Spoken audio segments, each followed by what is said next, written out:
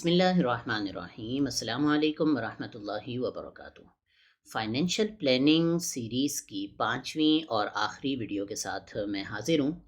और आज की जो वीडियो है ये वैसे तो पूरा फाइनेंशियल प्लानिंग का टॉपिक ही काफ़ी हद तक मुनफरिद है, लेकिन आज की जो हमारी ये वीडियो है ये बाकी टॉपिक से भी ज़्यादा मुनफरिद है कि इसमें हम बात करेंगे उन आमाल की जिनको करके हम अल्लाह तबारक व तआला से मदद तलब कर सकते हैं, जिनको हम अपनी रूहानी इमदाद के लिए जिनको इस्तेमाल कर सकते हैं, जिनको हम अपनी ज़िंदगी में सुधार लाने के लिए इस्तेमाल कर सकते हैं। हम ये जानते हैं कि जितनी भी तदबीर हो जाए, तकदीर से वो आगे नहीं बढ़ सकती। होता तो वही है जो मुक़द्दर में लिखा होता है। और हम इसलिए दुआ करते हैं अल्लाह तबारक व तआला से, हम इसलिए मुख्तलिफ़ किस्म के आमाल करते हैं ताकि जो हमारी तकदीर में लिखा हुआ है उसमें अगर किसी किस्म की किसी चीज़ में तब्दीली मुमकिन है, तकदीर की भी किस्में होती हैं, तो वो तब्दीली हो सके और हमारे लिए। और अगर ऐसा नहीं है तो कम से कम इतना हो कि हमारे रिस्क में बरकत आए। तो आज की इस वीडियो में हम इंशाअल्लाह ताला उन आमाल पे गुफ्तगू करेंगे जिनको करके हम अल्लाह तबारक व तआला से मदद हासिल करते हैं। आज की इस जो हमारी ये वीडियो है इसका नाम मैंने रखा है इस्तिमदाद ब खुदा, अल्लाह पाक से मदद तलब करना, वो आमाल जो रास्ते खोलते और मुसीबतें टालते हैं। यहाँ पे आपके सामने इस वक्त स्क्रीन पर कुछ चीज़ें आ रही होंगी। इनमें शुरू की जो 7 चीज़ें हैं जो ब्लू में यहाँ पर ब्लू कलर में जो है ना शो हुई हैं, ये कुछ कह लें कि अकायद हैं, कुछ ऐसी चीज़ें हैं जो समझने की हैं और अपने दिल में जो है ना उतारने की हैं, अपना जो है ना नज़रिया उनके मुताबिक बनाने की है। और उसके नीचे येलो में जो चीज़ें आ रही हैं ये कुछ ऐसे काम हैं जो करने के हैं, जिनको करने से इंसान को मुख्तलिफ़ किस्म के फ़वाइद हासिल होते हैं। तो सबसे पहली चीज़ जो यहाँ लिखी हुई है वो रिस्क की एक तारीफ़ है। हमारे यहाँ उमूमन जो समझा जाता है वो ये समझा जाता है कि रिस्क कहते हैं पैसे को, या रिस्क कहते हैं सिर्फ खाने की चीज़ को, पीने की चीज़ को। ये बात दुरुस्त नहीं है। देखिए, हम इस दुनिया में जब आए, अल्लाह तबारक व तआला ने हमें दुनिया में भेजा, तो इब्तिदा में हम कुछ खा नहीं सकते थे। उस वक़्त हमारा रिस्क सिर्फ़ दूध था और अल्लाह पाक ने वो पूरा किया। फिर उसके बाद जैसे-जैसे एक बच्चा आगे बढ़ता रहता है तो वैसे-वैसे उसका जो रिस्क का सिलसिला होता है वो वैसे-वैसे बढ़ता जाता है, उसकी ज़रूरियात बढ़ती जाती हैं और वो तमाम ज़रूरियात अल्लाह तबारक व तआला की तरफ से पूरी होती हैं। तो रिस्क कहते हैं हर उस चीज़ को जो इंसानी ज़रूरत हो। तमाम वो चीज़ें, चाहे वो मेरे कपड़े हों, चाहे वो मेरे आँखों पे लगा हुआ ये चश्मा हो, चाहे वो मेरे कोई खाने की चीज़ हो, चाहे वो मेरे पीने की चीज़ हो, चाहे वो मेरे इस्तेमाल करने का मोबाइल और लैपटॉप हो, चाहे वो ये मेरे इर्द-गिर्द जो तारों में बिजली घूम रही है ये हो, या चाहे वो मेरे इर्द-गिर्द मौजूद ऑक्सीजन हो, ये सब की सब अल्लाह तबारक व तआला का रिस्क है। तो सबसे पहली चीज़ हमें ये समझने की है कि रिस्क हर वो चीज़ होती है जो इंसानी ज़रूरत हो। दूसरे नंबर पे रिस्क की कसरत। हम अक्सर दुआ मांगते हैं या अल्लाह पाक इतने पैसे दे दें, या अल्लाह पाक कसरत के साथ रिस्क दे दें, या अल्लाह पाक इतना ज़्यादा रिस्क दे दें। ये दुआ भी मांगते हैं कि अल्लाह पाक हमारे रिस्क में बरकत दे दें। नबी करीम सल्लल्लाहु अलैहि वसल्लम से जो हमें दुआएं मिलती हैं उनमें अक्सर ऐसी हैं जिनमें बरकत का ज़िक्र है, रिस्क की कसरत का भी ज़िक्र है। नबी करीम सल्लल्लाहु अलैहि वसल्लम ने रिस्क की वसअत का भी उसकी भी दुआ मांगी है। लेकिन जो ज़्यादातर चीज़ें हैं, जो ज़्यादातर दुआएँ हैं, वो हमें बरकत की मिलती हैं। तो बरकत और कसरत ये क्या होते हैं?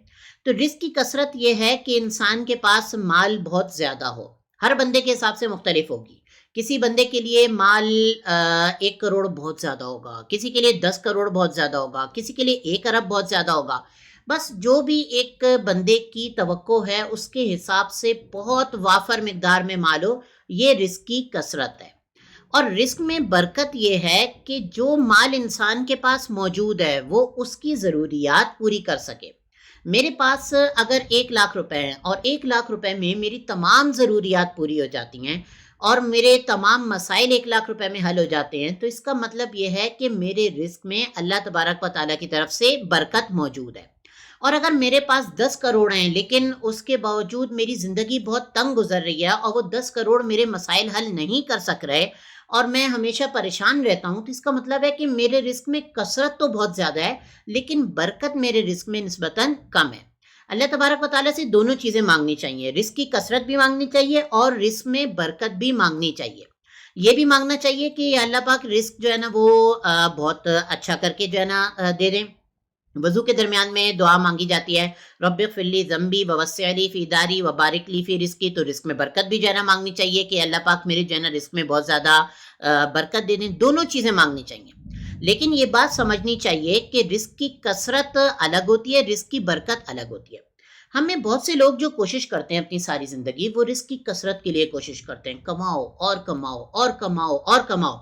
میں کمانے کا مخالف نہیں ہوں، میں اس سے منع نہیں کرتا، میں اکثر اپنی گفتگو وغیرہ میں بھی یہ کہتا ہوں کہ جتنا انسان کے لیے ممکن ہے بے شک اس کو کمانا چاہیے اور ایک حد میں رہ کے اس کو کرنا چاہیے، لیکن کوشش جس چیز کی کرنی ہے وہ رزق کی کثرت کے ساتھ ساتھ رزق کی برکت ہے۔ کہ اگر صرف رزق کی کثرت ہے، بہت آپ نے کما لیا لیکن اس کے ساتھ آپ نے اس کمانے میں اپنی صحت خراب کر دی، آپ نے اس کمانے میں اپنے گھر والوں کو خراب کر دیا، اپنی فیملی میں جو ہے نا مسائل آپ نے پیدا کر دیے، تو اس پیسے کا کیا فائدہ ہوگا؟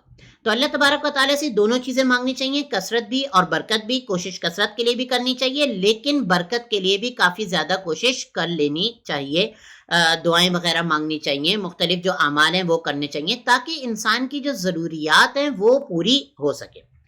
یہاں پہ چوتھی چیز یہ ہے کہ حدیث مبارکہ کے مطابق ماں کے پیٹ میں بچے کا رزق لکھا جاتا ہے۔ جب کوئی بچہ پیدا ہوتا ہے تو حدیث مبارکہ میں آتا ہے کہ ایک فرشتہ اس کے اوپر مقرر کر دیا جاتا ہے اور وہ فرشتہ جو ہے نا وہ مختلف مواقع پر اللہ تبارک و تعالیٰ کے دربار میں عرض کرتا رہتا ہے، اے میرے رب یہ جو ہے نا اب اس حالت میں ہے، اب اس حالت میں، اب اس حالت میں، اب اس حالت میں۔ جب 4 مہینے ہو جاتے ہیں اور جب اس کے اندر روح پھونکی جاتی ہے تو وہ فرشتہ اللہ تبارک و تعالیٰ کے دربار میں حاضر ہوتا ہے اور کہتا ہے کہ یا اللہ اب بتائیے کہ میں اس کی کیا کیا چیزیں لکھوں۔ تو اس کی عمر لکھی جاتی ہے، اس کا رزق لکھا جاتا ہے، مختلف 3-4 قسم کی چیزیں ہیں وہ اس کی لکھی جاتی ہیں۔ تو اس میں جو رزق لکھا جاتا ہے وہ اسی وقت جب وہ بچہ ابھی ماں کے پیٹ میں ہوتا ہے اس کا رزق لکھ دیا جاتا ہے کہ اس کو اس کی پوری زندگی میں، اس کے 40 سال ہیں، 45 سال ہیں، 60 سال ہیں، 65 سال ہیں، 105 سال ہیں، 110 سال ہیں، لوگ دنیا میں ایسے بھی موجود ہیں جن کی بڑی لمبی جو ہے نا زندگی ہے۔ اس پوری زندگی میں اس کو کتنا رزق ملے گا یہ اللہ تبارک و تعالیٰ کے پاس سے اسی وقت جو ہے نا لکھ دیا جاتا ہے۔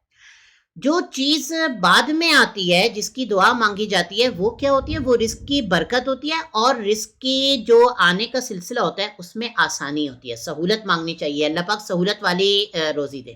بہت سے لوگ ایسے ہوتے ہیں جن کی آمدن بہت زیادہ ہوتی ہے، بہت کروڑوں میں ہوتی ہے، لیکن ان کی آمدن اتنی مشکل سے آتی ہے، ان کو اتنی اس کے لیے محنت کرنی پڑتی ہے، یا جسمانی محنت ہوتی ہے یا ذہنی ٹینشن ان کی اتنی زیادہ ہوتی ہے کہ ان کی زندگی کا مزہ خراب ہو جاتا ہے۔ تو رزق یہ لکھ دیا جاتا ہے اور اس کی برکت کی ہم نے کوشش کرنی ہوتی ہے اور اس کی آسانی اللہ تبارک و تعالیٰ سے ہم نے مانگنی ہوتی ہے۔ 5ویں چیز یہ ہے کہ رازق وہ صرف اللہ پاک کی ذات ہے، اللہ پاک جو ہے نا رزق دینے والے ہیں۔ رزق ظاہر سی بات ہے ہمیں دنیا میں جو رزق کا جو سلسلہ ہے وہ اللہ پاک نے اپنے پاس ہی رکھا ہے۔ ما اريد منهم من رزق وما اريد ان يطعمون ان اللہ هو الرزاق ذو القوۃ المتین۔ اللہ پاک ہی جو ہے نا رزق دینے والے، بندے کا کام کیا ہے؟ وہ کام کرنا ہے۔ یعنی میں نے اپنی میری ایک فیملی ہے اور میری فیملی کی کچھ چیزیں ایسی ہیں جو میرے اوپر جو ہے نا وہ ادا کرنا لازم ہے، جن کو واجب نفقات کہا جاتا ہے۔ بیوی کا نفقہ ہے، بچوں کے اخراجات ہیں، یہ ادا کرنا جو ہے نا میرے اوپر لازم ہے اور اس کے لیے کوشش کرنا یہ میرے اوپر لازم ہے۔ یہاں تک کام میرا ہے اور میں نے یہ کام کرنا ہے، باقی اس کے بعد جو بھی چیز ہے وہ میں نے اللہ تبارک و تعالیٰ پہ چھوڑنی ہے، رزق اللہ تبارک و تعالیٰ نے دینا ہے۔ اگر یہ بات ہم سمجھ جائیں تو یہ ہماری بہت سی ٹینشنوں کو یہ چیز ختم کر دیتی ہے۔ ہم اس چیز کو جب ہم نہیں سمجھتے تو ہمیں مسئلہ ہوتا ہے کہ یار میرے پاس اتنے پیسے کم ہیں، میرا فلاں مسئلہ کیسے حل ہوگا، میری فلاں ٹینشن کیسے حل ہوگی، مجھے پیسے چاہیے، اگلے مہینے کا خرچہ چاہیے، مجھے فلاں بچوں کی شادی کے لیے خرچہ چاہیے، یہ چاہیے وہ چاہیے۔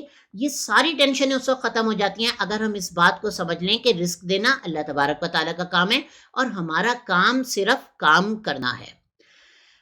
چھٹی چیز جو یہاں پر ہے وہ یہ ہے کہ مال کا جیب میں ہونا پسندیدہ ہے اور دل میں ہونا یہ اس کا ناپسندیدہ ہے۔ آپ نے بہت سے لوگوں کو یہ سنا ہوگا، وہ کہہ رہے ہوتے ہیں کہ جو ہے نا غربت وہ اسلام میں جو ہے نا پسندیدہ ہے، یا ان کی بات کا مفہوم یہ ہوتا ہے کہ اسلام میں جو ہے نا غربت کو پسند کیا گیا ہے، فقر کو پسند کیا گیا ہے، فاقے کو پسند کیا گیا ہے۔ یہ بات مکمل طور پہ درست نہیں ہے۔ اسلام نے انسان کو قناعت کا درس دیا ہے کہ آپ کے پاس جو ہے اس کے اندر آپ نے گزارا کرنا ہے، چاہے وہ کم ہو یا چاہے وہ زیادہ ہو، اس میں قناعت کا درس دیا ہے۔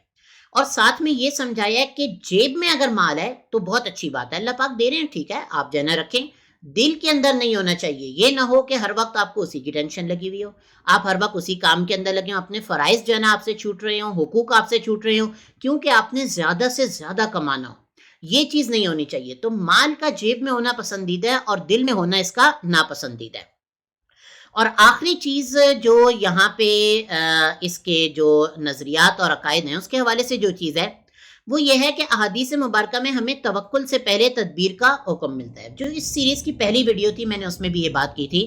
نبی کریم صلی اللہ علیہ وسلم کے پاس ایک صحابی رضی اللہ تعالیٰ عنہ آئے اور کہا کہ یا رسول اللہ، میں اپنی جو اونٹنی ہے اس کے بارے میں کیا کروں؟ اس کو میں ویسے ہی آزاد چھوڑ دوں اور اللہ پاک پہ توکل کروں، یا میں اسے باندھوں اور اللہ پاک پہ توکل کروں؟ حدیث مبارکہ میں آتا ہے اعقلھا و توکل، قیدھا و توکل، اس کو جو ہے نا قید کرو، اس کو باندھو، اس کا پاؤں باندھو اور اس کے بعد توکل کرو۔ تو توکل سے پہلے ہمیں تدبیر کا حکم ملتا ہے۔ جو بہت سے لوگ یہ سمجھ رہے ہوتے ہیں کہ بس ہم توکل کر رہے ہیں، کام جو ہے نا ہم کوئی نہیں کر رہے ہیں، یا کر رہے ہیں لیکن بہت معمولی سا، بس ہمارا توکل چل رہا ہے، یہ اسلام کی تعلیمات کے خلاف ہے، نبی کریم صلی اللہ علیہ وسلم کی تعلیمات کے خلاف ہے۔ پہلے تدبیر کریں، پھر اس کے بعد اللہ تبارک و تعالیٰ پہ توکل کریں۔ تو یہ 7 چیزیں وہ تھیں جن میں ہم نے کچھ نظریات کے بارے میں بات کی تھی۔ اب اس کے بعد کچھ چیزیں جو کہ کرنے کی ہیں۔ سب سے پہلی چیز یہ کہ ہم نے برکت کی بات کی، تو برکت کے اسباب میں سب سے اول چیز تقوی ہے۔ تقوی کہتے ہیں اپنی زندگی کو گناہوں سے بچا کے اللہ تبارک و تعالیٰ کی مرضیات کے مطابق گزارنا، جیسے اللہ پاک کی رضا ہو ویسے جانا گزارنا، جیسے دین کا حکم ہو ویسے گزارنا۔ سب سے پہلی چیز تقوی ہے۔ اپنی زندگی کو تبدیل کرنا ہمارے لیے ضروری ہے۔ گناہوں سے زیادہ جتنا ممکن ہو دور جانا ہمارے لیے ضروری ہے۔ اگر گناہ ہو جائیں تو اس کے اوپر توبہ استغفار کرنا ہمارے لیے ضروری ہے۔ لیکن جب ہم کلمہ پڑھتے ہیں لا الہ الا اللہ محمد رسول اللہ، ہم کہتے ہیں اللہ کے سوا کوئی معبود ہونے کے لائق نہیں ہے۔ معبود کسے کہتے ہیں؟ جس کے سامنے انسان اپنا سر جھکا دیتا ہے اور جس کی بات انسان ماننا اپنے اوپر لازم سمجھتا ہے۔ تو جب ہم یہ بات کہتے ہیں تو پھر جب اللہ پاک کی طرف سے کوئی حکم آتا ہے تو اس کے اوپر اگر ہم عمل نہیں کریں تو در حقیقت وہ جو ہم نے کلمہ پڑھا ہوتا ہے اس کی جو ہے نا ہم وہ ایک طریقے سے ہم مخالفت کر رہے ہوتے ہیں۔ تو سب سے برکت کے جو اسباب میں سب سے اول چیز ہے وہ تقوی ہے۔ تو سب سے پہلی بات تقوی اختیار کرنا ہے اور اپنی زندگی کو ہم نے تبدیل کرنا ہے۔ دوسرے نمبر پہ جب ہم نے تدبیر کر لی تو اس کے بعد اب ہم نے توکل کرنا ہے۔ ایک بہت بری عادت ہوتی ہے بہت سارے لوگوں کے اندر، وہ یہ ہوتی ہے کہ ہم اکثر روتے رہتے ہیں۔ ہم نے تدبیر بھی کر لی ہوتی ہے اور ہماری بہت سے مسائل حل بھی ہو رہے ہوتے ہیں، لیکن چونکہ دنیا میں تو مسائل باقی رہتے ہیں نا، تو وہ مسائل موجود بھی ہوتے ہیں، تو ہم روتے رہتے ہیں، ہر وقت اپنی جو ہے نا تکالیف کا ذکر کرتے رہتے ہیں۔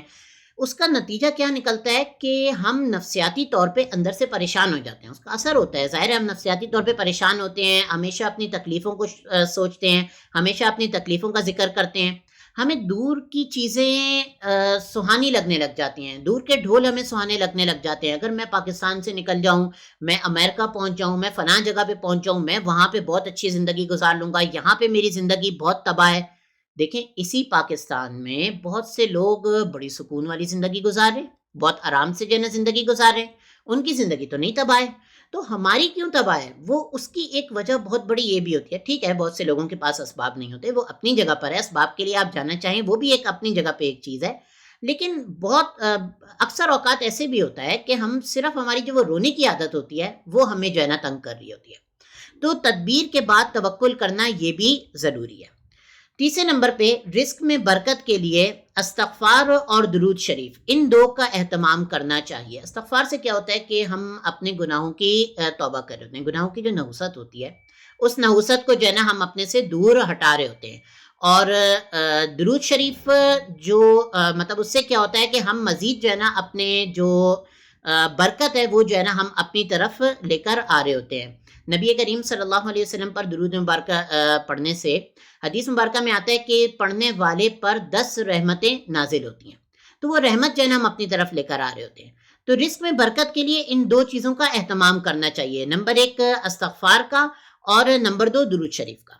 اس کے علاوہ میں یہاں پہ 2 وظائف بھی بتا دیتا ہوں۔ دیکھیں وظائف کے حوالے سے یہ بات سمجھنی چاہیے کہ وظائف اللہ تبارک و تعالیٰ سے دعا کی طرح ہے، تو اگر ہم باقی ساری چیزیں پوری کرتے ہیں تو ان کا اثر بہت زیادہ ہوتا ہے۔